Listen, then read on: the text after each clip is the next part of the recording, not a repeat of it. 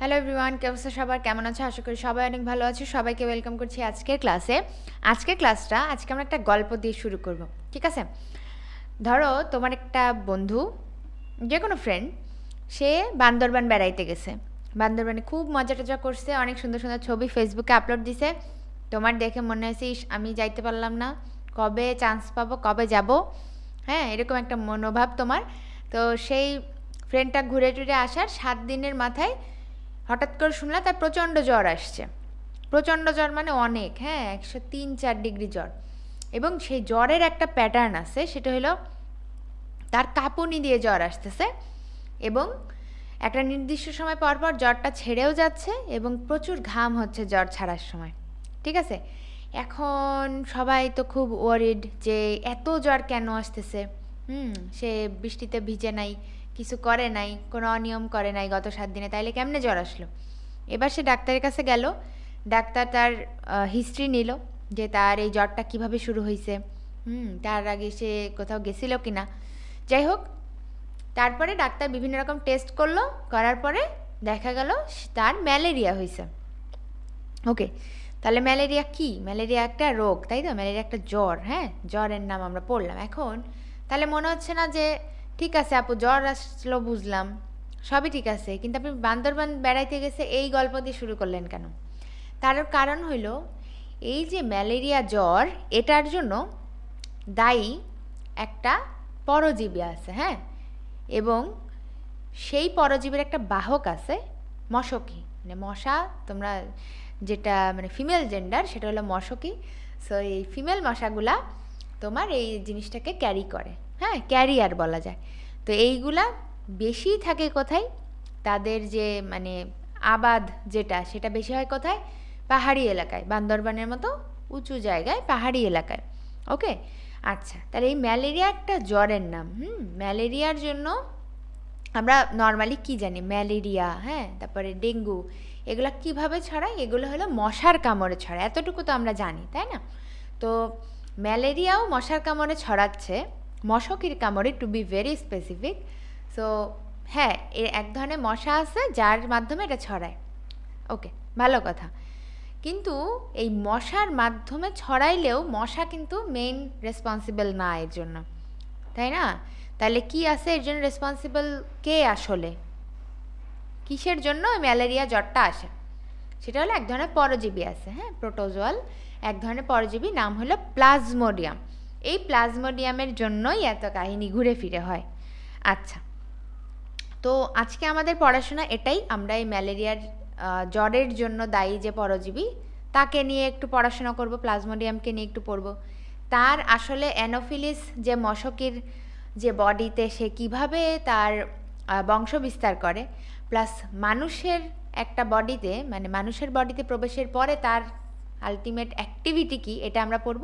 আর এই ম্যালেরিয়া জ্বর নিয়ে পড়াশোনা করব, যে জ্বরটা আসলে মানে তুমি যখন ডাক্তার হয়ে যাবা তখন তুমি কিভাবে বুঝবা যে ম্যালেরিয়া হচ্ছে, হ্যাঁ, একজনের ম্যালেরিয়া হয়ে গেছে, এবং সেটার কি কি ফেজ আছে, কয়েকটা ধাপ আছে, হ্যাঁ, সেগুলো আমরা পড়ব। মোস্ট ইম্পর্টেন্টলি কিছু সুপ্ত অবস্থা আছে, হ্যাঁ, যে কামড়ানোর কয়েকদিন পরে জ্বরটা আসে। সো এগুলা নিয়ে আমাদের আজকের পড়াশোনা। সো আজকের পড়াশোনা আমরা আগে একটু বুঝবো, মানে গল্পের মাধ্যমে পড়বো, তারপরে আমরা কিন্তু বই দেখব, ঠিক আছে? কারণ কি, তোমরা এই পার্টটা অনেকে স্কিপ করে আসছো। আগে যখনই ক্লাস করছো, যেখানেই ক্লাস করছো, অনেকে স্কিপ করো। তো যখন এই যে স্কিপ করে আসো, এখন আমি যদি মানে বলে দিই যে এটা অবজেক্টিভের জন্য এটা পড়বা, এটা এমসিকিউ আসবে, তখন তোমরা হয়তো পড়ে একদিন মুখস্থ করে রাখতে পারবা মাথায়, তারপরে সেটা ভুলে যাবা। হ্যাঁ, এই জন্য তোমাদের একটু বুঝতে হবে। আবার আমি এত বিস্তারিতও তোমাদের বলবো না যে এখন একদম সিকিউ লেখার মতো তোমার মনে হয় যে না ঠিক আছে, এটা আমি একদম একাডেমিকের সিকিউ লিখতেছি, ঠিক আছে? যতটুকু লাগবে তোমার, সেটা তোমার লং টার্ম মেমোরিতে কিভাবে দেওয়া যায়, সেটাই আমার চেষ্টা থাকবে আজকে ক্লাসে। ওকে, তাহলে চলো শুরু করি। প্রথমে আমি কি বললাম? ম্যালেরিয়া হলো একটা রোগ, একটা জ্বর, এটার জন্য দায়ী কে? প্লাজমোডিয়াম একটা প্যারাসাইট বা পরজীবী। পরজীবী কারা?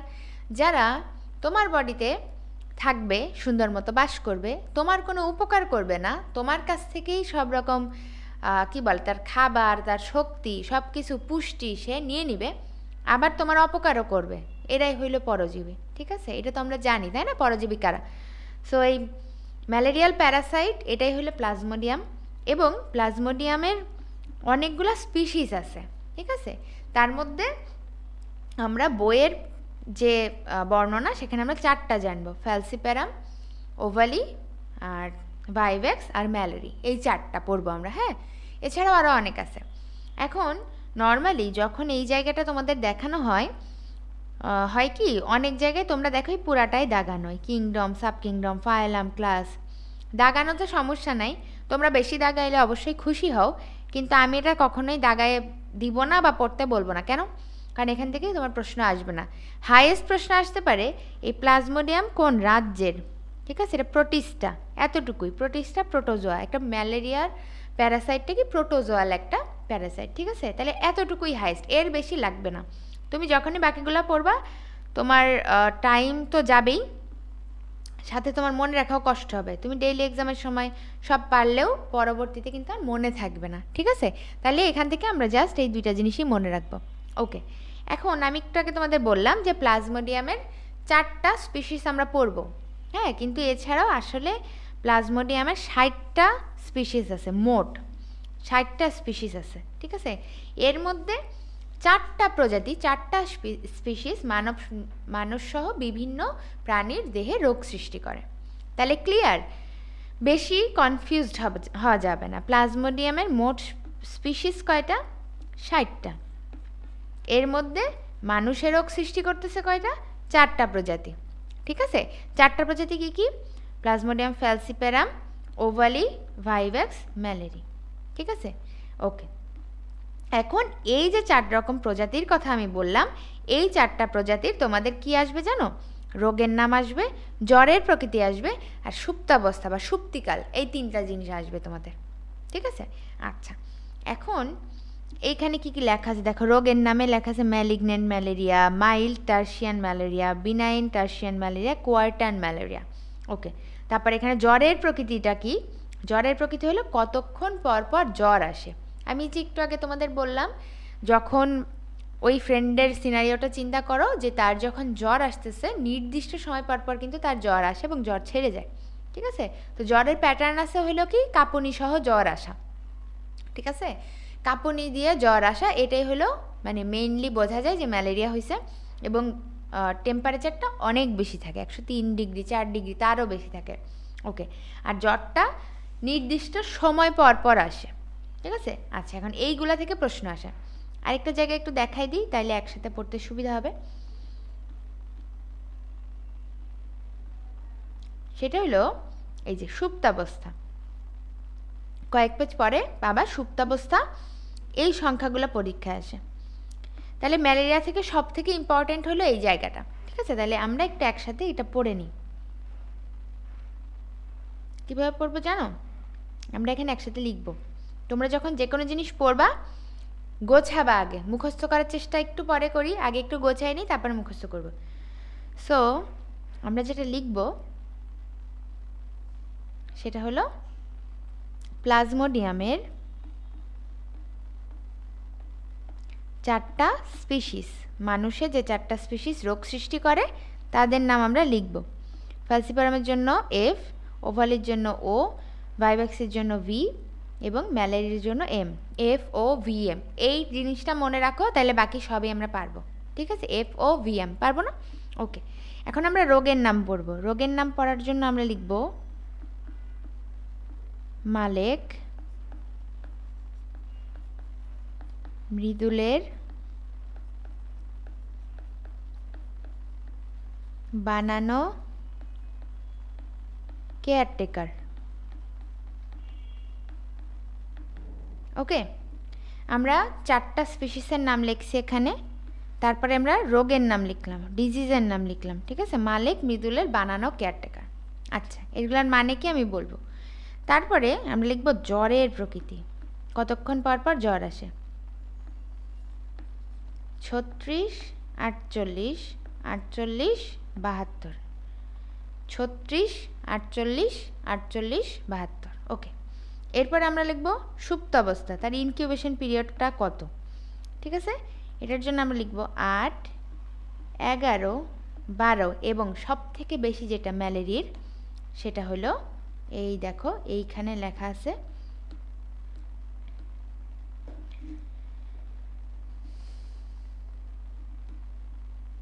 সুপ্তাবস্থা বা ইনকিউবেশন পিরিয়ড। আমরা একদম ডিটেলসে পড়বো, তার আগে আমি এটা একটু দেখাই নেই। এই দেখো 18 দিন সব থেকে বেশি। ঠিক আছে, 18 থেকে 40 দিন। ওকে, 18 থেকে 40 দিন। ঠিক আছে, তাহলে আমরা এটা লিখলাম। এখন তাইলে বলতে পারো যে সুপ্তাবস্থা তো রেঞ্জে দেওয়া আছে, একটা সীমা দেওয়া আছে, আমরা কেন একটা মান পড়তেছি? কারণ অপশন যখন আসবে ওই 4টা রেঞ্জ বা সীমা হুবহু তুলে দিবে। সো তোমার আরেকটা মান মনে রাখার দরকার নেই। ঠিক আছে, সেকেন্ড অংশটা মনে রাখার দরকার নেই, তুমি শুধু প্রথম অংশটা মনে রাখলেই হবে। ঠিক আছে, আচ্ছা তাহলে এবার আমি একটু এক্সপ্লেন করি যে এগুলো বলতে আমরা কি বুঝি। ওকে, সো এফ দিয়ে আমরা পড়লাম ফ্যালসিপারাম, ও দিয়ে ওভালি, ভি দিয়ে ভাইভ্যাক্স বা ভিভ্যাক্স যে যেটাই বলুক, এম দিয়ে ম্যালেরি। হ্যাঁ, আচ্ছা এবার ডিজিজ বা রোগের প্রকৃতিটা আমরা পড়ি মালেক। মালেক দিয়ে কি বলছে দেখো তো একটু, এই ছকটা দেখো। মালেক মানে হলো ম্যালিগনেন্ট। মালেক মানে কি? ম্যালিগনেন্ট, মনে থাকবে? মালেক মানে ম্যালিগনেন্ট। তারপরে মৃদু, দেখো মৃদু বা মাইল্ড টার্সিয়ান ম্যালেরিয়া। মাইল্ড মানেই মৃদু। ঠিক আছে, এইটা এখানে দুইটা শব্দই দেওয়া আছে, মৃদু বা মাইল্ড টার্সিয়ান ম্যালেরিয়া। ওকে, বানানো benign tertian malaria, benign tertian malaria. এবং তারপরে হলো ম্যালেরি কোয়ার্টান, কেয়ারটেকার কোয়ার্টান। ঠিক আছে, তাহলে আমরা একটা ছন্দ দিয়ে পড়ছি, মালেক মৃদুলের বানানো কেয়ারটেকার। এখানেই আছে দেখো, মালেক মৃদুলের বানানো কেয়ারটেকার, FOVM, এই সিরিয়ালেই আছে। আশা করি রোগের নাম তোমাদের মুখস্থ হয়ে গেছে। ওকে, আমরা আরেকবার রিপিট করব, আগে পড়ে নিই পড়াটা। এরপর আসো জ্বরের প্রকৃতি।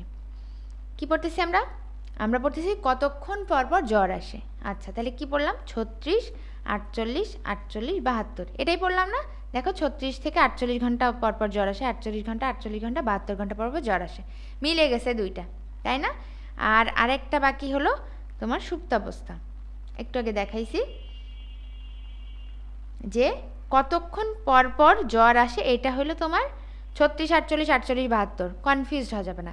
আর এখন আমরা পড়তেছি যে একটা অ্যানোফিলিস মশকই কামড় দেওয়ার কতদিন পরে কোন স্পিসিসে জ্বর আসে। ঠিক আছে, রোগের লক্ষণ কখন প্রকাশ পায় সেটা পড়তেছি, এটাই সুপ্তাবস্থা। তাই দেখো 8, 11, 12, 18, এটাই কিন্তু আমরা পড়ছি 8, 11, 12, 18। এই ম্যালেরিয়া থেকে সব থেকে ইম্পর্টেন্ট জিনিস আমাদের অলরেডি পড়া শেষ। ঠিক আছে, তাহলে ম্যালেরিয়া থেকে যদি একটা প্রশ্ন আসে, সেখান থেকে যেটা আসবে সেটা আমাদের পড়া একদম শেষ। এবং সেটা পড়ার জন্য আমাদের মাত্র এই 4টা লাইন মনে রাখতে হবে। আমরা কি সবাই পারবো? আমি একবার রিপিট করি, তারপরে বললো। ঠিক আছে, এটা অনেক ইম্পর্টেন্ট, এই জন্য বারবার বলতেছি। আমি বলছি প্লাজমোডিয়াম যে প্যারাসাইট দিয়ে আমাদের ম্যালেরিয়া হয়, এটার মোট 60টা প্রজাতি বা স্পিসিস আছে, কিন্তু 4টা প্রজাতি দিয়ে মানবদেহে রোগ হয়। সেই 4টা কি? ফ্যালসিপারাম, ওভালি, ভাইভ্যাক্স, ম্যালেরি, FOVM। প্রশ্ন কি আসে? প্রশ্ন আসে হলো এদের রোগের নাম, এদের জ্বরের প্রকৃতি এবং এদের সুপ্তাবস্থা, এই 3টা জিনিস। তাহলে 3টা জিনিস আমরা কিভাবে পড়বো? আমরা FOVM সিরিয়ালেই পড়বো। রোগের প্রকৃতি পড়ার জন্য আমরা পড়বো কি? মালেক মৃদুলের বানানো কেয়ারটেকার। মালেক মানে কি পড়লাম? ম্যালিগনেন্ট। তারপরে মৃদুলের মানে মৃদু বা মাইল্ড টার্সিয়ান ম্যালেরিয়া, বানানো মানে বিনাইন, এবং কেয়ারটেকার মানে কোয়ার্টান ম্যালেরিয়া। এগুলার আরেকটা এক্সপ্লেনেশন আছে যেটা তোমরা 4th ইয়ারে মাইক্রোবায়োলজিতে উঠে পড়বা। ঠিক আছে, যে কেন এই রোগগুলোর নাম এরকম। এখন তোমাদের পরীক্ষায় যেটা আসবে সেটা একটু মাথায় সেট করো। এক্সট্রা জানলে ক্ষতি নাই, এক্সট্রা তোমার যদি ইন্টারেস্ট হয় তাহলে তুমি সার্চ করে জেনে নিও, কিন্তু তোমার এটা পরীক্ষায় আসবেই। ঠিক আছে, এবং এটা না পেরে তুমি যদি বাকিগুলা মানে কেন এই রোগের নাম এরকম হয়েছে সেটা খুঁজতে যাও, বেশি ইন্টারেস্টেড থাকো, তাইলে কিন্তু ধরা খেয়ে যাবা। ঠিক আছে, আগে এতটুকু এনশিওর করো। ওকে, এরপরে আসো কি বললাম, কতক্ষণ পর পর জ্বর আসতেছে। একদম ইজি, 36, তার সাথে 12 যোগ করো 48, পরেরটাও সেম 48, এবং 36-এর মতো লাস্টে যেটা আছে সেটা কি? 72। ঠিক আছে, আমরা জাস্ট ডাবল করে দিচ্ছি 36-কে। ওকে, আর এদের ইনকিউবেশন পিরিয়ড বা সুপ্তাবস্থা কতদিন, সেটার জন্য আমরা মনে রাখবো 8, 11, 12, 18। 8, 11, 12, 18। ঠিক আছে, 11-12 তো পরপর মনেই থাকবে। তা 8 দিয়ে শুরু, আবার দেখো 8 দিয়ে শেষ, মানে 18। দেখছো ইজি না? তাহলে এই ছকটা আশা করি পারা যাবে। এটা কিন্তু পারতে হবে, পারতেই হবে ম্যালেরিয়া থেকে, বারবার বলতেছি। ওকে, তাহলে মোস্ট ইম্পর্টেন্ট জিনিস আমাদের পড়া শেষ। এবার আমরা আরেকটু কম ইম্পর্টেন্ট জিনিস পড়া শুরু করি। ওকে, যেখান থেকে তোমরা প্র্যাকটিস এক্সামগুলোতে কোশ্চেন পাবা। এরপরে ম্যালেরিয়া কি এটা নিয়ে কথাবার্তা বলছে, ঠিক আছে? তাহলে ম্যালেরিয়া এক কথায় কি আমি বলে দিছি, বারবার বলছি, ম্যালেরিয়া হলো একটা জ্বর রোগ। মানে জ্বর তো এক ধরনের রোগ, এটাকে বলা হচ্ছে জ্বর রোগ। ওকে, এবং এই জ্বরের একটা প্যাটার্ন আছে, বারবার বলতেছি যাতে তোমাদের মনে থাকে। ওকে, সেটা কি? সেটা হলো কাঁপুনি দিয়ে জ্বর আসবে, এবং এটাও বলছি নির্দিষ্ট সময় পর পর জ্বর আসবে। এখন ধরো কারোর ম্যালেরিয়া হয়েছে ফ্যালসিপ্যারাম দিয়ে, তাহলে কতক্ষণ পর পর জ্বর আসবে? তার 36 ঘন্টা পর পর জ্বর আসবে।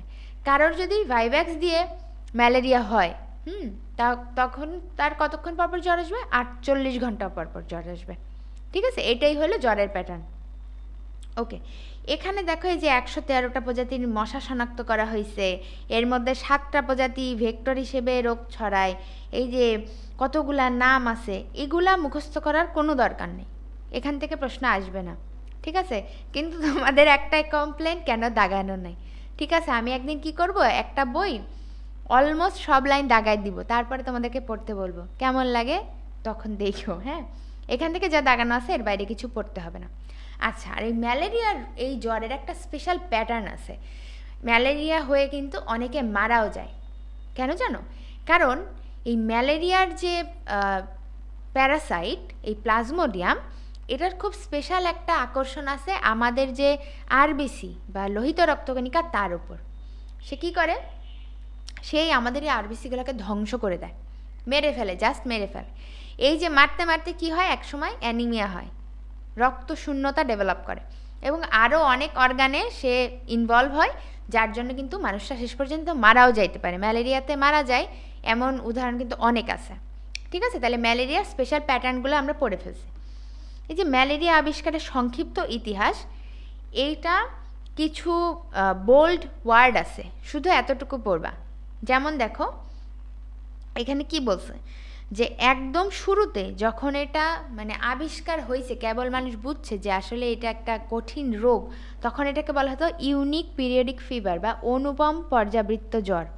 এই অনুপম গল্পের অনুপম না, ঠিক আছে, সেই কল্যাণীর অনুপম না, এটা হলো ইউনিক পিরিয়ডিক ফিভার। মানে এই রকম জ্বর তোমার কি বলে অন্যান্য প্যাটার্নে দেখা যায় না, অন্যান্য জ্বরের প্যাটার্নের সাথে এটা মেলে না। ঠিক আছে, যেমন ডেঙ্গুর জ্বর বলো বা অন্যান্য জ্বরের সাথে এটা মেলে না, এই জন্য এটা ইউনিক। এবং পিরিয়ডিক বলা হচ্ছে কেন? কারণ এই যে নির্দিষ্ট সময় পরপর জ্বর আসে, এই জন্য। ঠিক আছে, আচ্ছা, তারপরে দেখো এখানে কি বলা হচ্ছে, আবার রোমান সাম্রাজ্যে ম্যালেরিয়া রোগের কারণে এই রোমান সাম্রাজ্য পুরাই ধ্বংসপ্রাপ্ত হয়েছিল বলে একে রোমান জ্বরও বলা হয়। আবার মধ্যযুগে এটাকে মার্শ ফিভার বা জলা জ্বর বলা হয়। এই তিনটা জিনিস আসবে না, আসবে না, এটা ধরেই নিতে পারো। তাহলে আসবে কি? আসবে হইলে যে ম্যালেরিয়া শব্দটা সর্বপ্রথম কোন বিজ্ঞানী বলছে, শব্দটা কে বলছে? টর্টি। এর থেকেও যদি ইম্পর্টেন্ট কিছু জিনিস বলতে চাও, তাহলে সেটা হলে যে ম্যালেরিয়া রোগের যে জীবাণু, সেটা কে আবিষ্কার করছে। ঠিক আছে, তাহলে পড়ার সময় এই জিনিসগুলা পার্থক্য করতে জানতে হবে। যদি না জানো কোনো সমস্যা নেই, ক্লাসটা করো, ক্লাসে যেটুকু বলা হচ্ছে সেটুকুই পড়ো। কারণ তুমি যখন এই যে আবিষ্কারের সংক্ষিপ্ত ইতিহাস পুরাটা দাগানো থাকে, তুমি পুরাটাই মুখস্থ করতে চাও, এবং তখনই বলো যে আপু পড়া আগায় না, আমার একটা চ্যাপ্টার পড়তে 4 ঘন্টা লাগে। হ্যাঁ, তারপরে আমি যখন রিভিশন করতে আসি আমার কিছুই মনে নাই, কিছুই পারি না। ওই যে তুমি যে 1907 খ্রিস্টাব্দে পড়তে যাও, 1880 খ্রিস্টাব্দে পড়তে যাও, এগুলো পড়ার কোনো দরকারই নাই। ঠিক আছে, তাহলে একটু পার্থক্য করতে জানতে হবে। ওকে, আচ্ছা, দেখো আমরা কি পড়লাম? টর্টি নামে একজন বিজ্ঞানী, সে কি করলো, এই সর্বপ্রথম ম্যালেরিয়া শব্দটা আবিষ্কার করছে। ম্যালেরিয়া শব্দটা আসছে থেকে দূষিত বায়ু। আগে মনে করা হয়তো দূষিত বায়ুর সেবনের কারণে মনে হয় ম্যালেরিয়া হচ্ছে। ঠিক আছে, পরিবেশ যখন বেশি দূষিত হয়ে যায় তখন নাকি ম্যালেরিয়া হয়, এটা আগে মনে করতো মানুষ। পরবর্তীতে একজন ডক্টর ল্যাভেনান, সে কী করছে, সর্বপ্রথম মানুষের আরবিসিতে এই প্লাজমোডিয়াম প্যারাসাইটটা আবিষ্কার করছে। ঠিক আছে? তাহলে তুমি এইটা কিভাবে পড়বা, এতগুলা বিজ্ঞানীর নাম তুমি কিভাবে পড়বা? তুমি যে লিখবা টর্টি কী করছে, ম্যালেরিয়া শব্দটা সে আবিষ্কার করছে বা বলছে আর কি। তার পরবর্তীতে ল্যাভেরান কী করছে, মানুষের আরবিসিতে এই প্যারাসাইটটার উপস্থিতি আবিষ্কার করছে। ঠিক আছে? আচ্ছা, আর পরবর্তীতে রোনাল্ড রস কী করলো, স্যার রোনাল্ড রস কী করছে বলো তো? সে দেখছে কি যে এই অ্যানোফিলিস মশকিরা এই রোগের জীবাণু এক মানুষের বডি থেকে আরেকটা মানুষে ছড়ায়। ঠিক আছে? তাহলে সে আবিষ্কার করছে আলটিমেটলি এই অ্যানোফিলিস মশকির উৎপাত। ঠিক আছে? তাহলে এই যে 3টা বিজ্ঞানীর নাম যখনই তুমি আলাদা করে পড়ে ফেলতেছো, তোমার এই পুরো প্যারাটা কিন্তু আর পড়ায় লাগতেছে না। আমি পড়া গোছানো বলতে এটাকেই বোঝাই। ঠিক আছে? বারবার এটাই বলি যে পড়া গোছাও এভাবে, যে তুমি যখন পড়বা ওই পুরো প্যারাটা যেন আর না পড়তে হয়, তুমি এই 3টা লাইন দেখে যেন বুঝতে পারো যে আসলে এই প্যারাতে কি বলছে। ঠিক আছে? তাহলে এখান থেকে আমার এই 3টা লাইন লাগবে, শেষ। এরপরে কি বলছে দেখো, প্লাজমোডিয়াম এক ধরনের অন্তঃকোষীয় রক্ত পরজীবী মানে কি?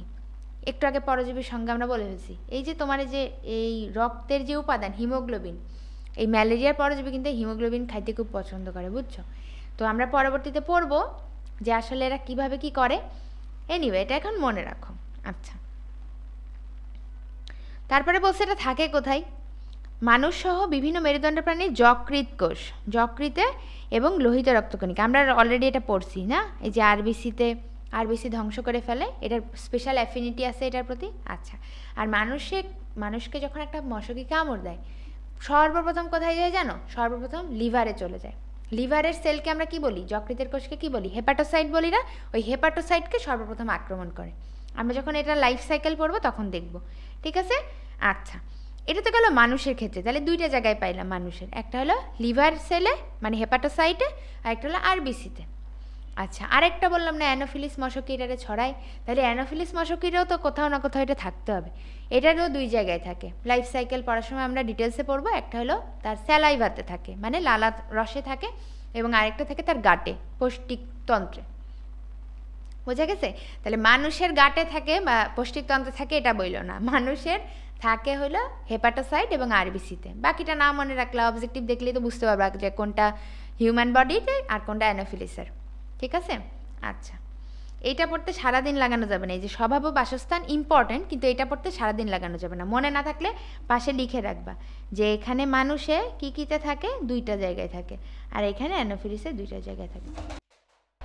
তাহলে অ্যানোফিলিসের বডিতে কী কী আর মানুষের বডিতে কী কী আমরা যখন লিখে রাখবো তখনই আমরা আলাদা করে মনে রাখতে পারবো। ঠিক আছে? আচ্ছা, এই যে ক্লাস নোটগুলো এই জন্যই করতে বলি। ঠিক আছে, এবার আসো ম্যালেরিয়ার রোগের লক্ষণ। এই ম্যালেরিয়া জ্বরকে আমরা 3টা ভাগে ভাগ করতে পারি, 3টা phase. First phase, second phase, third phase. First ফেজকে বলতে পারি আমরা প্রাইমারি স্টেজ, সেকেন্ড স্টেজকে বলতে আমরা সেকেন্ডারি স্টেজ, প্রাইমারি সেকেন্ডারি, এবং এটা ফাইনাল স্টেজ। ঠিক আছে? তাহলে এই ম্যালেরিয়া জ্বরের কয়টা স্টেজ পারবা না এখন? Primary, secondary, final. প্রাইমারি মানে প্রাথমিক, পারো তো। সেকেন্ডারি মানে কি? মাধ্যমিক। ফাইনাল মানে চূড়ান্ত। তাহলে 3টা জিনিস আমরা পারলাম। এখন প্রাথমিক পর্যায়ে প্রাইমারি যে ফেজ, তখন কি হবে এবং কখন আমরা বুঝবো যে ম্যালেরিয়া হয়েছে? আমরা যখন দেখব যে একটা রোগীর অ্যানোরেক্সিয়া হচ্ছে, তার বমি বমি ভাব হচ্ছে, ক্ষুধামন্দা হচ্ছে, সে ঘুমাইতে পারে না, তার কনস্টিপেশন হচ্ছে, এই জিনিসগুলো যখন আমরা দেখব, এবং তার বিভিন্ন জায়গায় ব্যথা করবে, মাথায় ব্যথা, তার অস্থিসন্ধি বলে না গিরায় ব্যথা, সেটা, তারপর মাসেল পেইন, তার একটু শীত লাগবে, এটা হলো প্রাইমারি ফেজে। মজার ব্যাপার হলো প্রাইমারি ফেজে কেউই বোঝে না যে জ্বরটা আসতেছে বা ম্যালেরিয়া হয়েছে।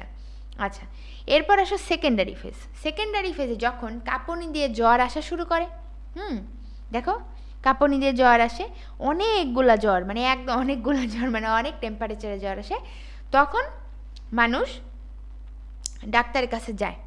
ঠিক আছে? এবং তখন আলটিমেটলি বোঝা যায় যে ম্যালেরিয়া হয়েছে। সব থেকে ইম্পর্টেন্ট হইল রোগের এই মাধ্যমিক পর্যায়টা, খুব ভালোভাবে দাগায় রাখো, আমরা পড়বো ডিটেলসে। এরপর আসে রোগের চূড়ান্ত পর্যায়ে। চূড়ান্ত পর্যায়ে অনেক মানে আজব আজব অদ্ভুত অদ্ভুত টার্ম তোমরা শুনবা এবং চূড়ান্ত পর্যায়ে আলটিমেটলি অ্যানিমিয়া দেখা যায়। ঠিক আছে, আরবিসি ধ্বংসের মাধ্যমে আমরা একটু পড়ে ফেলি। দেখো সেকেন্ডারি ফেজে কী হয়, কাঁপুনি দিয়ে জ্বর আসে। কাঁপুনি কথাটা দাগাও, 48 ঘন্টা পর পর দাগাও। জ্বর উচ্চ তাপমাত্রা হয় 104 থেকে 106 দাগাও। ঘাম জ্বর, মানে জ্বর ছাড়ার সময় ঘাম দিয়ে জ্বর ছাড়ে, এটা আমি বলছি, দাগাও। পূর্বাহ্নে অপরাহ্নে আসে না, দেখো জ্বর প্রতি 2-3 দিন পর পর আসে, দাগাও। এই 2-3 দিন পর পর মানে কি বলো তো? 2 দিন মানে কি 24 ঘন্টার ডাবল, 48 ঘন্টা। 3 দিন মানে কি 72, তাহলে 48 থেকে 72 ঘন্টা পর পর আসে। এবং ম্যালেরিয়া জ্বরের 3টা অবস্থা তখন আমরা দেখতে পাই, একটা হলো শীত অবস্থা, একটা হলো উত্তাপ অবস্থা, একটা হলো ঘাম অবস্থা। একই, কাঁপুনি দিয়ে জ্বর আসে, প্রচণ্ড জ্বর থাকতেছে, প্রথমে হলো কাঁপুনি দিচ্ছে, তারপর জ্বর আসতেছে প্রচণ্ড, এবং তারপরে ঘাম দিয়ে জ্বর ছেড়ে যায়। এই কত ঘন্টা সে এগুলো আসে না নর্মালি, প্র্যাকটিস এক্সামে পাইতে পারো, বাট মেইন এক্সামের জন্য লাগবে না। মেইন এক্সামে লাগবে কি, রোগের চূড়ান্ত পর্যায়ে, খুবই ইম্পর্টেন্ট। চূড়ান্ত পর্যায়ে কি হয়, চূড়ান্ত পর্যায়ে মনে রাখবা একটাই জিনিস, সেটা হলো আরবিসি ব্রেকডাউন, মানে আরবিসি ভেঙে যায়, আরবিসি ভাঙতে থাকে। ঠিক আছে, আরবিসি ভাঙে, যকৃৎ মানে লিভার এবং স্প্লিন বড় হয়ে যায়। বড় হয়ে যাওয়া এই টার্মটাকে বলা হয় হেপাটো স্প্লিনোমেগালি। হেপাটো মানে কি লিভার, স্প্লিন মানে কি প্লিহা, মেগা মানে বড় হয়ে যাওয়া, তাহলে হেপাটো স্প্লিনোমেগালি। ওকে, আর এই তোমার কি বলে, আরবিসি ধ্বংস হয়, আরবিসি ব্রেকডাউন হয় কিভাবে? আরবিসি ব্রেকডাউন হওয়ার আবার কথা আছে। যেগুলা স্বাভাবিক আরবিসি, যেগুলা স্বাভাবিক আরবিসি, সেগুলা ভাঙে লাইসোলেসিথিন দিয়ে। লাইসোলেসিথিন কোত্থেকে আসে? প্লিহা থেকে, রোগীর প্লিহা থেকে, নর্মাল আরবিসি। আর পরজীবী থেকে হিমোলাইসিন নামে একটা অ্যান্টিবডি আসে, এবং এটাও আরবিসি ব্রেকডাউন করে ফেলে। এটাও আমরা পরবর্তীতে পড়বো। কোথায় আছে জানো? দেখাই তোমাদেরকে, দাঁড়াও। এই দেখো, ম্যালেরিয়ার সংক্রমণে ম্যালেরিয়া আক্রান্ত রোগীর রক্তশূন্যতার কারণ কি? দেখো প্রথমে কি বলতেছে, আরবিসি কয়েকভাবে ধ্বংসপ্রাপ্ত হয়। ঠিক আছে, মেন কথা আমি কি বলছি, একটা হলো আরবিসি ব্রেকডাউন,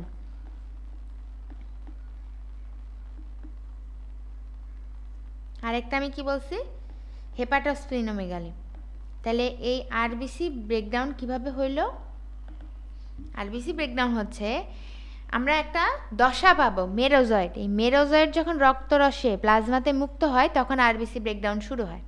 এই যে হেপাটোস্প্লিনোমেগালি পাওয়া গেছে, আচ্ছা। এবং এগুলা থেকে যে রক্তকণিকা উৎপাদন হইতো সেটা বাধাগ্রস্ত হয়, শেষ। আমি কি বললাম, স্প্লিন থেকে লাইসোলেসিথিন আসে, এটা আরবিসি ব্রেকডাউন করে। আর পরজীবী থেকে হিমোলাইসিন আসে, হিমোলাইসিন, লাইসোলেসিথিন হিমোলাইসিন, কোনটা কোত্থেকে আসে আলাদা করে লিখবা। অ্যান্টিবডি উৎপন্ন করে, এবং এটা রিমেম্বার নর্মাল আরবিসিকে ভেঙে দেয়। ঠিক আছে, এই চারভাবে আরবিসি ব্রেকডাউন হয়, হেপাটোস্প্লিনোমেগালি হয় রোগের চূড়ান্ত পর্যায়ে, এবং যার কারণে কিন্তু অ্যানিমিয়া হয়, রোগী মারাও যায়। ঠিক আছে, বুঝছো? তাইলে এগুলো পারা যাবে? আমাকে একটু জানাও যে আপু এগুলো পারবো। মেইন কথা, রোগের চূড়ান্ত পর্যায়ে দুইটা জিনিস হবে, একটা হলো আরবিসি ব্রেকডাউন, একটা হলো হেপাটোস্প্লিনোমেগালি। এইটুকু বুঝলে অনেক উপকার, আর কিছু লাগবে না। এই যে রক্তশূন্যতা বা অ্যানিমিয়া হচ্ছে। ওকে, এরপরে বলা আছে জীবনচক্র। জীবনচক্র আমরা যদি এই জিনিসটা দেখি, এটা আমাদের অবজেক্টিভে হেল্প করবে, কোনো সন্দেহ নাই। কিন্তু আমার যদি বেসিক কনসেপ্ট না থাকে, আমি যদি ডিরেক্ট এটা পড়ি, আমাদের একটু ভুল হয়ে যাবে। এই জন্য আমরা একটু চিত্র দিয়ে পড়াশোনা করব। যেমন এইখানেও খুব সুন্দর একটা চিত্র দেওয়া, তোমাদের বইয়ে খুব সুন্দর একটা চিত্র দেওয়া। তারপরে আমরা একটু ইংরেজি কায়দায় পড়াশোনা করব, ঠিক আছে? এই ছবিটারই ইংরেজি ভার্সনে আমরা পড়াশোনা করব। একটু দেখি, আসো। এটা যদি আমরা বুঝতে পারি, এটা এক্সপ্লেন করতে মোটামুটি 10 মিনিট মতো টাইম নিব আমি। এইটা যদি তুমি বুঝতে পারো তাহলে আর কিছু লাগবে না, ম্যালেরিয়ার জীবনচক্রে আর কোনো সময় তোমার কনফিউশন হবে না। আমি একটু বলি, ওকে? সো প্রথমে আমরা চিন্তা করি, তোমার যে ফ্রেন্ডের কথা আমরা বলছি, এটা হলো সেই ফ্রেন্ডটা, ঠিক আছে? এটা হলো সেই ফ্রেন্ডের বডি, বান্দরবান থেকে ঘুরে টুরে আসছে।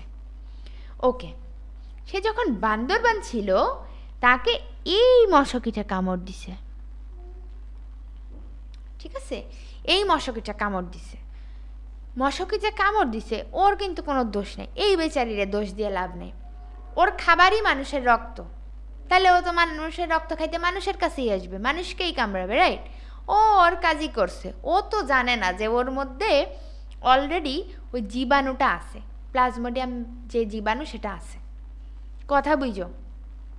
একটা মশা, মশার নাম হলো এ মশা তোমার ফ্রেন্ডকে কামড় দিছে। যখন কামড় দিয়ে সে রক্ত খাচ্ছে, এই রক্তটা যদি খাইতে একটু মজা লাগে সে কি করে? তখন সে তার স্যালাইভা সিক্রেশন করে, সে একটু লালা রস আমাদের বডিতে সিক্রেট করে। সমস্যাটাই হয় সেই জায়গায়, রক্ত খাওয়া কোনো সমস্যা নাই, সমস্যা হয় সে যখন এই স্যালাইভাটা সিক্রেট করে। কেন? কারণ ওই যে বলছিলাম অ্যানোফিলিস মশকির দুইটা জায়গায় থাকে, একটা হলো মশকির পৌষ্টিকতন্ত্রে আর একটা হলো মশকির লালা রসে। মনে আছে? এই যে কামড় দেওয়ার সময় সে একদিক দিয়ে রক্ত খাচ্ছে এবং রক্তটা যাতে মজা লাগে সে লালা রস সিক্রেট করতেছে, এই লালা রসেই প্লাজমোডিয়াম থাকে। ক্লিয়ার? এই লালা রসেই প্লাজমোডিয়াম থাকে। প্লাজমোডিয়ামের কোন দশা থাকে এইটা হইলো তোমার প্রশ্ন, এবং এটাই পরীক্ষায় আসবে। সব ভুলে গেলেও এটা ভুল করা যাবে না। সেটা হলো একটা মশকি যখন কামড়াচ্ছে আমাদের বডিতে স্পোরোজয়েড ঢোকে, স্পোরোজয়েড, মাকু আকৃতির স্পোরোজয়েড, এই যে মাকু আকৃতির স্পোরোজয়েড, এই স্পোরোজয়েডটাই একমাত্র এই স্পোরোজয়েডটাই হিউম্যান বডিতে রোগ সৃষ্টি করতে পারে। দেখো আমার কথাগুলা মন দিয়ে শুনো। আমি যখন ফার্স্ট ইয়ারে এই জিনিসগুলা পড়াইতাম, আমি কিন্তু তোমাদের মতোই এই বইয়ের এইটুক পড়েই পড়াইতাম, কিন্তু এখন এই যে ফোর্থ ইয়ারে মাইক্রোবায়োলজি পড়ছি, প্রফ পাস করছি, এখন কিন্তু একটা সমন্বিত নলেজ আমার মাথায় আছে। এই জন্য আমি তোমাদেরকে এখন বলতে পারি যে আসলে কোন জিনিস অ্যাকচুয়ালি কিভাবে হয়েছে এবং কতটুকু পরীক্ষার জন্য লাগবে। এই জন্য আবল তাবল ফ্রি ক্লাস করে সময়টা নষ্ট করো না। হ্যাঁ, মেডিকেলে ফার্স্ট হয়েছে এই সেশনে বা তার আগের সেশনে মেডিকেলে 10th হয়েছে, কথার কথা, আমি কাউকে ছোট করে কিছু বলতেছি না, কিন্তু তাদের ক্লাস প্যাটার্নই আলাদা, কারণ তারাও তোমাদের মতো এই বইটা পড়েই মাত্রই চান্স পাইছে। ঠিক আছে? তাদের পড়ার প্যাটার্নের সাথে, তাদের পড়ানোর প্যাটার্নের সাথে যারাই যে আমরা এই ফিল্ডে এত বছর ধরে আসি, অনেক সিনিয়র টিচাররা ক্লাস নেয়, আমাদের পড়ানোর প্যাটার্ন মিলবে না, এটাই স্বাভাবিক। বুঝতে পারছো? আমাদের নলেজটা অনেক, আমি কি বলবো তোমার, সব কিছু না একটা আমরা অ্যাকিউমিলেট করে তোমাদেরকে বলি, আগে মাথার মধ্যে সাজায় তারপর বলি। কিন্তু আমি তো তোমাদেরকে বলতেছি, আমি যখন ফার্স্ট ইয়ারে ছিলাম আমি কিন্তু এত বুঝে একটা জিনিস পড়াইতে পারতাম না, কারণ আমি তো এই বইটা পড়েই চান্স পাইছি, এরপরে তো আমার আর কোনো নলেজ নেই। কিন্তু এখন এই যে মাইক্রোবায়োলজি পড়ার কারণে, প্রফ দেওয়ার কারণে এখন কিন্তু আমার মাথায় একটা সমন্বিত নলেজ আছে, অল্প একটু আছে, আমি আরও শিখতে শিখতে এই ইন্টারনেটে ঘাঁটতে ঘাঁটতে, ইউটিউবে ঘাঁটতে ঘাঁটতে আমি আরও অনেক কিছু পাই, যেটা যেভাবে যত সহজভাবে তোমাদের কাছে প্রেজেন্ট করা যায় সেটাই করি। এই জন্য আমি সব সময় বলি আমাদের ক্লাসগুলা ফলো করো। কেউ যদি আমাদের শুধু ক্লাসগুলাও ফলো করে মেডিকেল পরীক্ষা দিতে যাও, চান্স কনফার্ম, এটা একদম প্রমিস, ঠিক আছে? কিন্তু সমস্যাটা তোমরা ক্লাসটাই ঠিক মতো করো না। কেন এতগুলা কথা বলতেছি? যখন তোমাকে কেউ পড়াবে এটাই বলবে যে হ্যাঁ মশাকে কামড়ায়, তখন এই যে স্পোরোজয়েড দশা আসলে স্পোরোজয়েডটা লিভারে গেল, লিভারে যে এই হলো ম্যালেরিয়ার জীবনচক্র, সে তোমাকে 2 ঘন্টা ধরে পড়াবে, কিন্তু তুমি আলটিমেটলি কাজের কাজ কিছুই হবে না, তুমি কিছুই বুঝবা না। বুঝবা, হ্যাঁ খুব ভালো লাগছে, হ্যাঁ অ্যানিমেশন দেখাইছে, আলটিমেটলি তোমার মনে থাকবে না। এই জন্য আমি যে কথাগুলো বলি মার্ক করে রাখো। আমি এখানে অনেক ইম্পর্টেন্ট 3টা কথা বলে ফেলছি। একটা হলো অ্যানোফিলিস মশকি কামড়াইলো, কামড়ানোর সময় সে লালা সিক্রেট করে, স্যালাইভা সিক্রেট করে, এই স্যালাইভাতেই থাকে প্লাজমোডিয়াম। গেল। প্রশ্ন আসবে প্লাজমোডিয়ামের কোন স্টেজটা থাকে? স্পোরোজয়েড। 2টা কথা হয়ে গেল। 3 নম্বর কথাটা মোস্ট ইম্পর্টেন্ট। এই যে প্লাজমোডিয়ামের জীবনচক্রে এতগুলা ধাপ আছে, এই যে তোমরা একটু দেখো এতগুলা ধাপ আছে, হ্যাঁ, এর মধ্যে মাত্র একটা ধাপ মানুষকে আক্রমণ করতে পারে, একটা ধাপ, সেটা কোনটা? সেটা হলো স্পোরোজয়েড। ঠিক আছে? তাহলে এই কথাগুলো আমরা মাইক্রোবায়োলজিতেও পড়ছি, টিচাররাও খুব পছন্দ করে, তোমাদেরও প্রশ্ন চলে আসতে পারে। আবার আসলে তো বলবা যে এগুলো আলিম স্যারের বই থেকে আসছে, মাজেদা ম্যাডামের বই থেকে আসছে, ঠিক আছে? এগুলো কারোর বই থেকেই আসে না, এগুলো আজমল স্যারের বই থেকেই আসে। যারা ভালো ভালো ক্লাস করে তারা এই নলেজগুলো নিয়ে পরীক্ষা দিতে যায়, আর যারা ক্লাস করে না তারা লাফাইতে থাকে, হ্যাঁ আলিম স্যারের বই থেকে কোশ্চেন আসছে দেখে আমি চান্স পাই না। আমি চাই না আমাদের স্টুডেন্টরা এই ধরনের কমপ্লেইন করুক, দ্যাটস আমি এতগুলো কথা বলতেছি। ওকে চলো পড়ি তাইলে। ঠিক আছে, মশাকে কামড় দিয়ে দিছে, মাকু আকৃতি স্পোরোজয়েড তোমার শরীরে প্রবেশ করছে। ও কী করবে? 30 to 45 মিনিটস ওয়েট করে। আসছে মাত্রই তোমার বডিতে আসছে, একটু মানে লাইক আরাম করতে হবে না, এতদিন তো সে অনেক ব্যস্ত ছিল। তোমার বডিতে আসলো, ভাবতেছে কি করা যায়, ভাবতে ভাবতে আধা ঘন্টা সে টাইম নিছে। এই আধা ঘন্টা থেকে 40 মিনিট পরেই ইমিডিয়েটলি সে কোথায় যায় জানো? সে যায় হেপাটোসাইট, লিভারের হেপাটোসাইট। আমি তোমাদেরকে কি বলছি, দুইটা জায়গায় থাকে মানুষের, একটা হলো লিভার আর একটা হলো আরবিসি। সর্বপ্রথম আক্রমণ করে কোন কোষ, এটাও পরীক্ষা আসে। প্লাজমোডিয়ামের স্পোরোজয়েড দশা সর্বপ্রথম মানুষের কোন কোষকে আক্রমণ করে? তোমরা পারবা? বলো তো একটু, বলছি আমি তারপরে একটু বলো তো। সর্বপ্রথম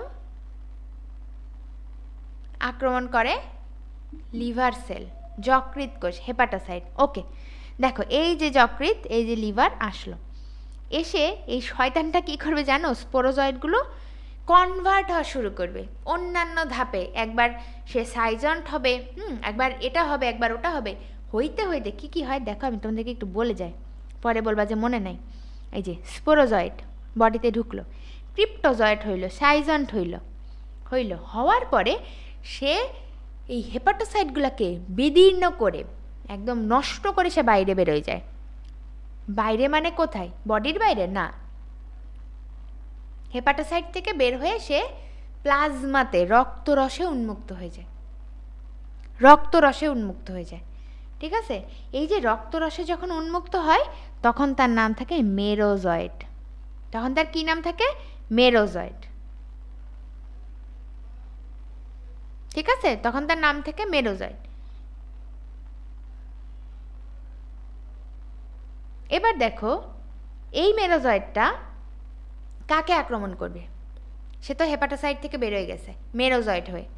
এই মেরোজয়েড তোমার প্লাজমাতে ঘোরাঘুরি করতেছে।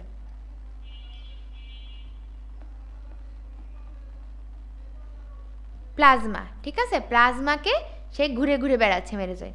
এইবার এই মেরোজয়েডটা কই যাবে? মেরোজয়েডটা আরবিসিকে আক্রমণ করবে। আরবিসিতে যখন যায় তখন তার আরেকটা সাইকেল শুরু হয়। তাহলে হিউম্যান বডিতে ও দুইটা সাইকেল ফলো করে, একটা হলো হেপাটিক সাইজোগনি আর একটা হলো এরিথ্রোসাইটিক সাইজোগনি। যতক্ষণে যে লিভারের মধ্যে ছিল ততক্ষণ ছিল মানে মেরোজয়েড অবধি হেপাটিক সাইজোগনি বলি। এরপরে যখন আরবিসিতে প্রবেশ করে এটাকে বলা হয় এরিথ্রোসাইটিক সাইজোগনি। এবার আরবিসির মধ্যে গিয়ে অনেক ধরনের দশা দেখায়। প্রথমেই দেখায় ট্রফোজয়েড দশা। ট্রফোজয়েড দশাটা কি জানো? এটা হলো একটা এক নিউক্লিয়াস বিশিষ্ট অবস্থা, খুবই ক্ষণস্থায়ী, মানে খুবই ক্ষণস্থায়ী একটা দশা হলো ট্রফোজয়েড। ঠিক আছে, এই ট্রফোজয়েড তোমার বিভিন্ন রকম হয়। প্রথমে এরকম একটা নিউক্লিয়াস হয়, পরে গহ্বর হয়, হয়ে এরকম এইরকম একটা গঠন সৃষ্টি করে। তখন মনে হয় যে আংটি বসানো না, পাথর বসানো আংটি, ঠিক আছে, সিগনেট রিং বলা হয়। পরবর্তীতে এটাই অ্যামিবয়েড ট্রফোজয়েডের মতো রূপ নেয়। ঠিক আছে, নিয়ে কি করে আলটিমেটলি দেখো এখানে সব আছে, আমরা পড়বো, টেনশনে কিছু নাই। এই যে মেরোজয়েড, তারপরে সে সাইজন্ট হয়, আলটিমেটলি মেটাক্রিপ্টোমেরাজয়েড হয়, মাইক্রোমেটাক্রিপ্টো হয়, ম্যাক্রোমেটাক্রিপ্টো। আমি ডিটেলসে বলবো, শুনো আগে। সে যখন আরবিসিতে ঢোকে প্রথমে হলো কি ট্রফোজয়েড বলে ফেলছি, তারপরে সিগনেট রিং বলে ফেলছি, এরপরে অ্যামিবয়েড ট্রফোজয়েড বলে ফেলছি। সাইজন্ট কি? বহু নিউক্লিয়াস বিশিষ্ট অবস্থা। সাইজন্ট হওয়ার পর সে গোলাপের পাপড়ির মতো হয়, এটাকে বলা হচ্ছে রোজেট। রোজেট থেকে হয় কি? মেরোজয়েড। আবার মেরোজয়েড থেকে আলটিমেটলি হয় গ্যামিটোসাইট। গ্যামিটোসাইট দেখো, ট্রফোজয়েড থেকে তার দুইটা ভাগ আছে, একটা হলো আবার মেরোজয়েড হচ্ছে, তোমাকে একটু আগে বললাম না আবার মেরোজয়েড, তাহলে ট্রফোজয়েড থেকে আবার মেরোজয়েড হয়, যেটা নতুনভাবে আরবিসিকে আক্রমণ করে। আরেকটা জিনিস হইতে পারে, সেটা হলো গ্যামেটোসাইট উৎপন্ন করে, গ্যামেট না কিন্তু গ্যামেটোসাইট। ঠিক আছে, মাইক্রোগ্যামেটোসাইট, ম্যাক্রোগ্যামেটোসাইট। ঠিক আছে, এইটুকু হইল মানুষের বডিতে থাকে। তাহলে গ্যামেটোসাইট অবস্থায় হলো মানুষের বডিতে সব থেকে শেষ ধাপ। আমি মানুষের বডিটা আরেকবার রিপিট করব সাইকেলটা, শুনো, মনোযোগ দিয়ে শুনো, কথা দিচ্ছি মনে থাকবে এতটুকু ডিসকাশন। শুনো, একটা মানুষকে অ্যানোফিলিস মশকি কামড় দিছে। কেন কামড় দিচ্ছে? রক্ত খাওয়ার জন্য। রক্ত খাক কোনো সমস্যা নাই, রক্ত খাওয়ার সময় সে স্যালাইভা সিক্রেট করে যাতে আরও মজা লাগে, ব্লাডটা যাতে জমাট বেঁধে না যায়, রক্তটা যাতে তার খাইতে মজা লাগে। এই যে স্যালাইভা সিক্রেট করতেছে, স্যালাইভার মধ্যে থাকে স্পোরোজয়েড, বাকু আকৃতির স্পোরোজয়েড মানুষের বডিতে প্রবেশ করে, যেটা মানুষকে আক্রমণ করতে পারে, আক্রান্ত করতে পারে। স্পোরোজয়েডগুলা 30 থেকে 45 মিনিট অপেক্ষা করে আমাদের বডিতে, করার পর সবার প্রথমে চলে যায় লিভারে। লিভারের হেপাটোসাইট গেল, হেপাটোসাইটে গেল। হেপাটোসাইটে যাওয়ার পরে সে কি করবে? এখানে সে তার বিভিন্ন ট্রান্সফরমেশন দেখাবে, বিভিন্ন রূপে সে তার ডিভিশন হবে, ঠিক আছে? সেই হেপাটোসাইট থেকে পুষ্টি নিয়ে নিয়ে সে বিভাজিত হবে। ওকে, হইল। হওয়ার পরে সে প্লাজমাতে মুক্ত হবে। প্লাজমাতে যখন মুক্ত হয় তখন আর তার নাম স্পোরোজয়েড থাকে না, তখন তার নাম হয়ে যায় মেরোজয়েড। এই মেরোজয়েডগুলা আরবিসিকে আক্রমণ করে। তাহলে এই আরবিসিকে আক্রমণ করার আগ পর্যন্ত ছিল হেপাটিক সাইজোগনি। যখনই সে আরবিসিকে আক্রমণ করতেছে তার নাম কি হয়ে যাচ্ছে বলো? আরবিসি মানে কি? এরিথ্রোসাইট। এরিথ্রোসাইটিক সাইজোগনি শুরু হচ্ছে। এই যে এখান থেকে এরিথ্রোসাইটিক সাইজোগনি শুরু হচ্ছে। এরিথ্রোসাইটিক সাইজোগনিতে প্রথম যে ধাপটা আমরা দেখব সেটা কি? ট্রফোজয়েড, তাই না? ট্রফোজয়েড এক নিউক্লিয়াস বিশিষ্ট অবস্থা। পরবর্তীতে এখান থেকে আমরা দেখব সিগনেট রিং, তারপর দেখব অ্যামিবয়েড ট্রফোজয়েড, অনেক কিছু দেখব, রাইট? আচ্ছা, এই ট্রফোজয়েড থেকে, এই অ্যামিবয়েড ট্রফোজয়েড থেকে দুইটা ধাপ দেখা যায় নর্মালি। একটা হইল কি? একটা হইল মেরোজয়েড, আর একটা কি? গ্যামেটোসাইট। মেরোজয়েড তৈরি করার উদ্দেশ্য কি? মেরোজয়েড তৈরি করার উদ্দেশ্য যাতে সে নতুন নতুন আরবিসিকে আক্রমণ করতে পারে, নতুনভাবে সে আবার কোনো একভাবে ট্রান্সফর্ম হয়ে সে আবার লিভারকে আক্রমণ করতে পারে। তার মেইন উদ্দেশ্য এইটা থাকে, ঠিক আছে? মেরোজয়েড হওয়ার উদ্দেশ্য। আর গ্যামেটোসাইট সে কেন হয়? গ্যামেটোসাইট হলো মানুষের বডিতে সর্বশেষ ধাপ। এটা পার করলে তারপরে সে মশকির বডিতে যাইতে পারে এবং আরেকটা নতুন মানুষকে সে আক্রমণ করতে পারবে, ঠিক আছে? বুঝছো তাইলে এতটুকু? মানুষের সাইকেলটা গ্যামেটোসাইট হয়ে সে অপেক্ষা করতেছে, সে কিন্তু কোথাও যায় নাই, মানুষের বডিতে গ্যামেটোসাইট হয়ে অপেক্ষা করতেছে। এবার একটা নির্দোষ মশা যার মধ্যে প্লাজমোডিয়াম নাই, সে এই আক্রান্ত ব্যক্তি, ম্যালেরিয়া আক্রান্ত ব্যক্তির কাছে আসছে, কোনো কিছু করতে না নয়, রক্ত খাইতেই আসছে। তার যেটা লাগবে সেটা খাইতেই আসে, রক্ত খাইতে। রক্ত খাওয়ার সময় সে আবার কি করতেছে? সে যখন এই যে রক্ত খাওয়ার সময় স্যালাইভা সিক্রেট করতেছে, সে এই গ্যামেটোসাইটটা আলটিমেটলি নিয়ে নিচ্ছে তার সাথে, গ্যামেটোসাইটটা তার সাথে নিয়ে নিচ্ছে। এইবার এই যে একটা নির্দোষ মশা, তার বডিতে প্লাজমোডিয়াম কি করে জানো? প্লাজমোডিয়াম মানে পুং গ্যামেট আর স্ত্রী গ্যামেট এই দুইটা মিলে জাইগোট তৈরি করে, টুয়াইস অ্যান্ড জাইগোট তৈরি করে। এই জাইগোটটা পরবর্তীতে ওসিস্টে পরিণত হয়, সচল ওসিস্টে পরিণত হয় পরবর্তীতে, এবং এটা থাকে কি? মশার পরিপাকতন্ত্রে, গাটে থাকে, গাটে বললাম না, পরিপাকতন্ত্রে। কী হলো? পরিপাকতন্ত্রে থাকে, ঠিক আছে? আচ্ছা, তারপরে এখান থেকে সেটা স্পোরোজয়েটে পরিণত হয় এবং আলটিমেটলি আবার দেখো স্যালাইভারি গ্ল্যান্ড একদম লালা গ্রন্থিতে থাকে, ঠিক আছে? স্যালাইভারি গ্ল্যান্ডে থাকে। তাহলে স্পোরোজয়েট হয়ে সে ওয়েট করতেছে, সে আবার একটা মানুষকে কামড়াইলো, নন ইনফেক্টেড মানুষকে কামড়াইলো, আবার সেম সাইকেল রিপিট হইল। মশকিটা অত আসে না, তোমাদের এই হিউম্যান সাইকেলটাই লাগে, কারণ মাইক্রোবায়োলজিতেও হিউম্যান সাইকেলটাই বেশি ইম্পর্টেন্স দিয়ে পড়ানো হয়। ওকে, তাহলে আমি পুরো সাইকেলটা একবার রিপিট করব, এরপরে যদি কারো প্রবলেম থাকে বলবা। রেডি সবাই? দিল ঠামকে ব্যাখ্যা একদম, ঠিক আছে? দেখো, প্রথমে যেটা আছে, একটা অ্যানোফিলিস মশকি যার নাম মিস্টার এ সরি, এটা তো মিস্টার না, এটা মিস বা মিসেস, ঠিক আছে। এই মশকের স্যালাইভারি গ্ল্যান্ডে স্পোরোজয়েডটা আছে। একটা মানুষকে কামড় দিল, যখন লালারস সিক্রেট করলো, নিঃসরণ করলো, তখন তার লালার সাথে স্পোরোজয়েড দশা মানুষের বডিতে প্রবেশ করলো। 30 মিনিট অপেক্ষা করে স্পোরোজয়েডটা কোথায় যাবে? যকৃতের কোষে বা লিভার সেল বা হেপাটোসাইটে যাবে। হেপাটোসাইটে গেল, হেপাটোসাইটকে আক্রমণ করে সে বিভাজিত হবে এবং সেটা বিভাজিত হয়ে রক্তরস, প্লাজমা বা রক্তরসে সে বেরোয় আসবে। তখন তার নাম হবে মেরোজয়েড। এই মেরোজয়েড পর্যন্ত দশাকে বলে আমরা হেপাটিক সাইজোগনি। মেরোজয়েডগুলো আরবিসিকে আক্রমণ করে, তখন তার নাম হয় কি? ট্রফোজয়েড। ট্রফোজয়েডে সে পরিণত হয়। ট্রফোজয়েডটা বিভিন্ন ধাপ পার করে, যেমন কি বলে বলো তো? সিগনেট রিং, অ্যামিবয়েড ট্রফোজয়েড, এগুলোতে পার করে। করার পরে সে 2টা ধাপে যাইতে পারে, 2টা রাস্তায় যাইতে পারে, হয় এই রাস্তায় বা এই রাস্তায়। প্রথম রাস্তায় গিয়ে সে আবার মেরোজয়েড তৈরি করে যাতে নতুন আরবিসি, নতুন হেপাটোসাইটকে আক্রমণ করতে পারে। আর দ্বিতীয় রাস্তায় যেয়ে সে গ্যামেটোসাইট তৈরি করে। গ্যামেটোসাইট, গ্যামেট না, গ্যামেটোসাইট, গ্যামেট উৎপাদনকারী কোষ। ওকে, এবার এইভাবে আসে। পরবর্তীতে একটা ইনোসেন্ট মশা, ধরলাম বি, এই মশাকে যখন তার ক্ষুধা মিটাইতে আসছে, সে রক্ত খাইতে আসছে, হ্যাঁ, এই ইনফেক্টেড মানুষটার কাছে এই গ্যামেটোসাইটগুলোকে সে নিয়ে নিল। গ্যামেটোসাইটগুলোকে যখন এই বি মশা নিয়ে নিল, মশাকে নিয়ে নিল, তার বডিতে সে বিভাজিত হয়। এই গ্যামেটোসাইটগুলা গ্যামেট তৈরি করে, পুং গ্যামেট তৈরি করে, স্ত্রী গ্যামেট তৈরি করে। যেখানেই পুং গ্যামেট, যেখানেই স্ত্রী গ্যামেট একসাথে থাকে, সেখানেই কী হবে? নিষেক হবে, ফার্টিলাইজেশন হবে ডেফিনেটলি। হওয়ার পরে সেটা জাইগোটে পরিণত হয়, জাইগোট, যেটা ডিপ্লয়েড। জাইগোটটা পরবর্তীতে বিভিন্ন ধাপ পার করে ওসিস্টে পরিণত হয়, একসময় সেটা সচল হয় এবং এই বি মশকের পরিপাকতন্ত্রে থাকে, গাটে থাকে, এবং পরবর্তীতে সেটা আরও বিভিন্ন ধাপ পার করে স্পোরোজয়েডে পরিণত হয় এবং থাকে কোথায়? এই বি মশকের স্যালাইভারি গ্ল্যান্ডে। এবার বি মশকের স্যালাইভারি গ্ল্যান্ডে আগের মতো প্লাজমোডিয়ামের স্পোরোজয়েড দশা চলে আসলো। পরবর্তীতে যখন একটা নন ইনফেক্টেড মানুষকে, মানে একদম সুস্থ একটা মানুষকে এই বি মশকিটা কামড় দিচ্ছে, আবারও সেই সেম সাইকেলটা রিপিট হচ্ছে। এইবার আশা করি ম্যালেরিয়ার জীবনচক্র নিয়ে কারোর কোনো কনফিউশন নেই। এতটুকু মাথায় রাখতেই হবে অবজেক্টিভ ভালো করার জন্য, অবজেক্টিভে।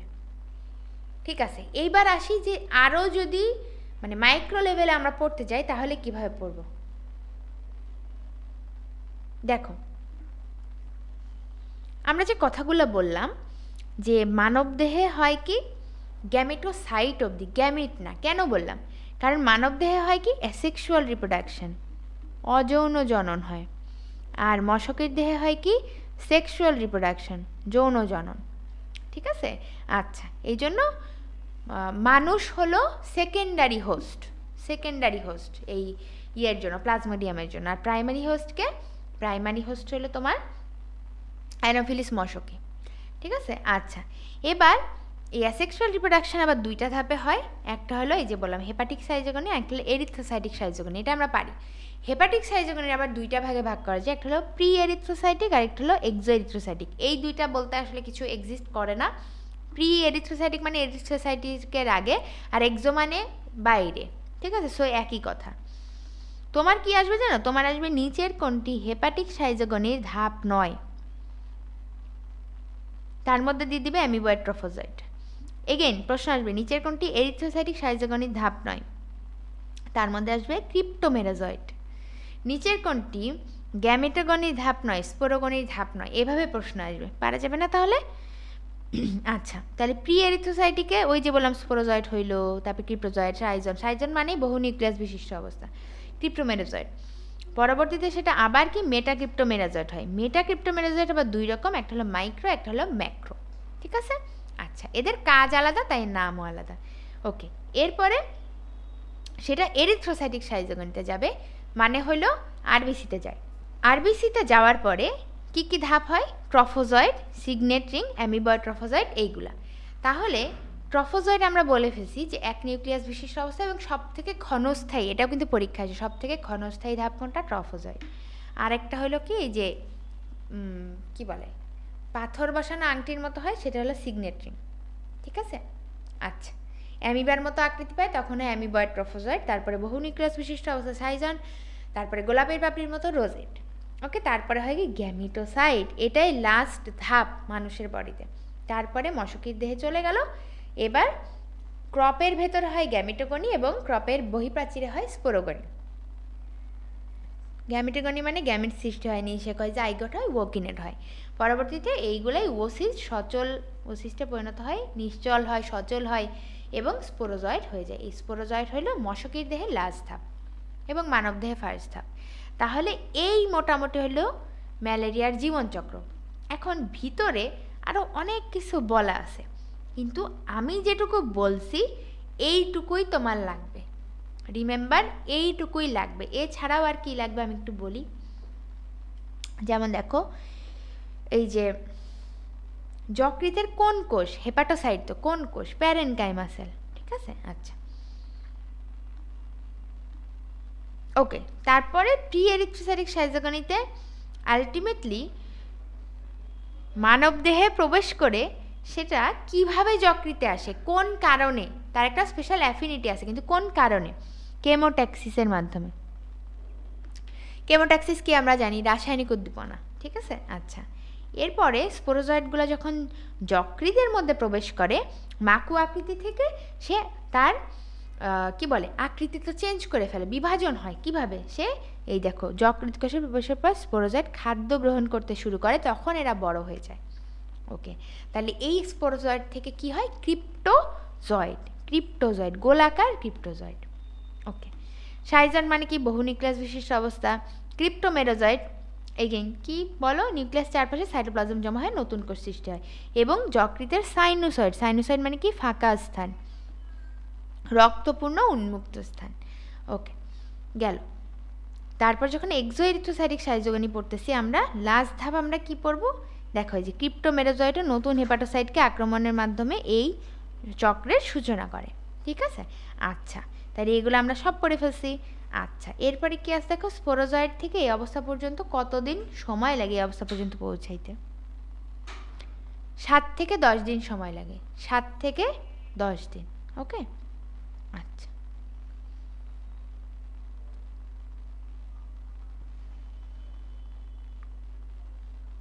ঠিক আছে।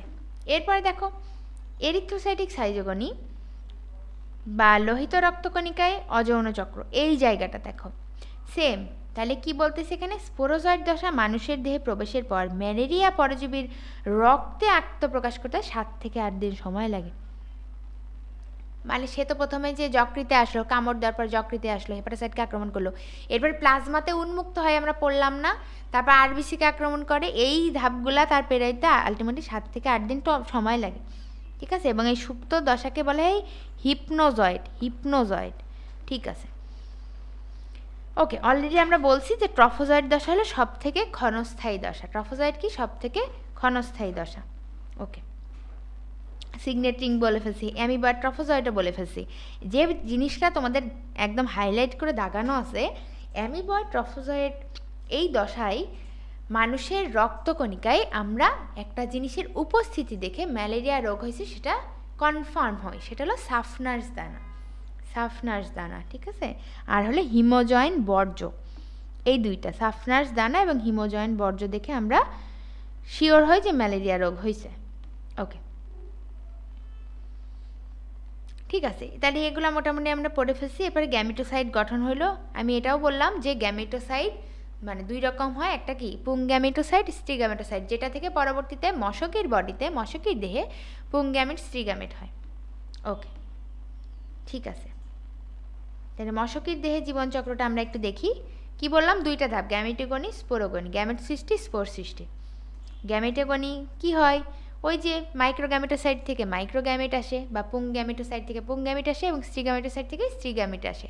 আসার পর ফার্টিলাইজেশন হয়, তারপরে জাইগোট তৈরি হয়, এবং জাইগোট থেকে আলটিমেটলি তোমার এই যে ওকিনেট তৈরি হয়, ওসিস তৈরি হয়।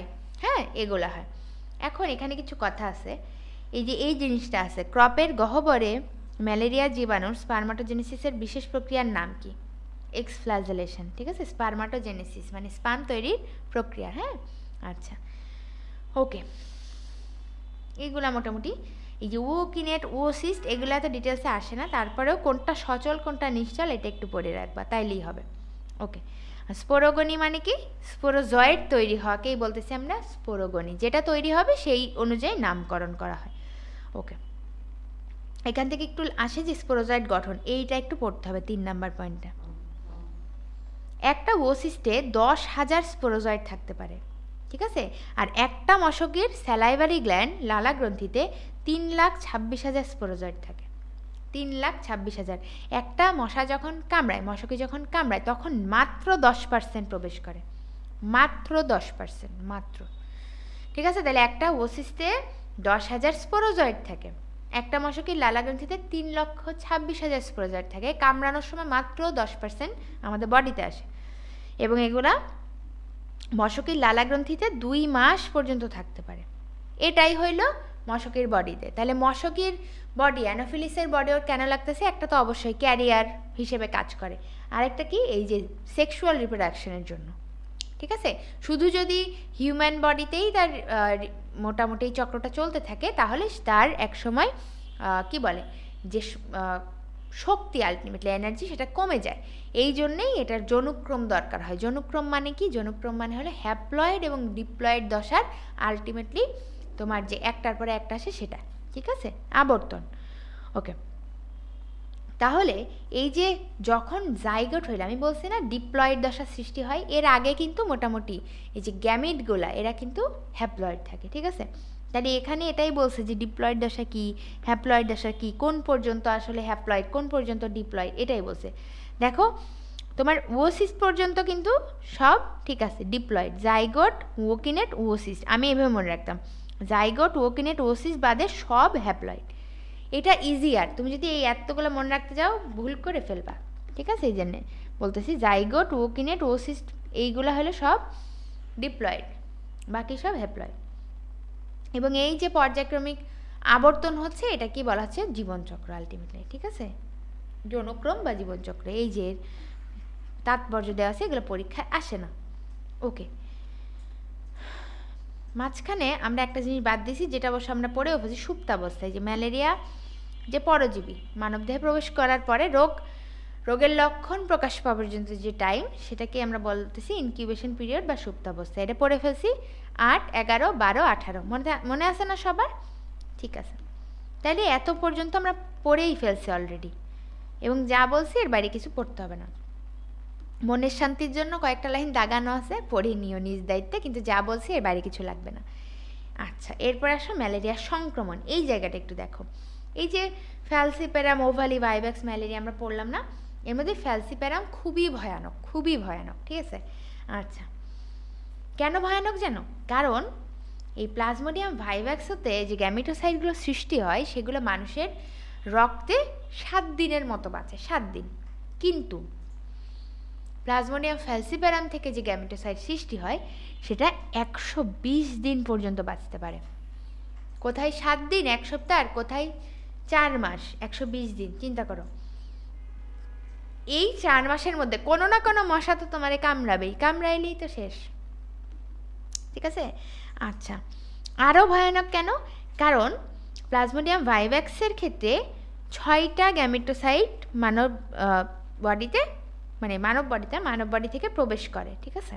আচ্ছা, কিন্তু ফ্যালসিপ্যারামের ক্ষেত্রে 12টা গ্যামিটোসাইট মশকির দেহে প্রবেশ করতেছে, পুরা ডাবল, বুঝতে পারছো? এই জন্যে ফ্যালসিপ্যারাম অনেক ভয়ানক। আর ফ্যালসিপ্যারাম দিয়ে যখন ম্যালেরিয়া হয়, তখন সেরেব্রাল ম্যালেরিয়া বলে, মানে আমাদের ব্রেইনের সেরেব্রাল যে কোষ আছে, সেরেব্রাম আছে, সেখানে সে আক্রমণ করে ফেলে, এই জন্যে মানুষ মারা যায়, ঠিক আছে, বুঝতে পারছো? এই জন্য যদি প্রশ্ন আসে সব থেকে ভয়ানক কোনটা, কী দিবা? প্লাজমোডিয়াম ফ্যালসিপ্যারাম। ওকে, শেষ। ম্যালেরিয়ায় কেন অ্যানিমিয়া হয় আমরা অলরেডি পড়ে ফেলছি।